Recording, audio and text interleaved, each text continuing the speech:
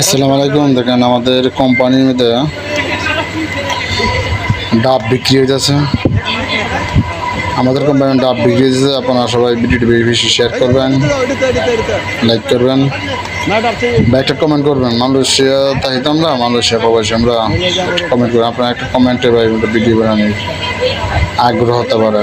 আর খারাপ হলে জানাবেন কমেন্টে আমারে, কষ্টে জানান। হ্যাঁ ঠিক আছে ভাই, আপনারা সবাই ভিডিও বেশি শেয়ার করে দেন।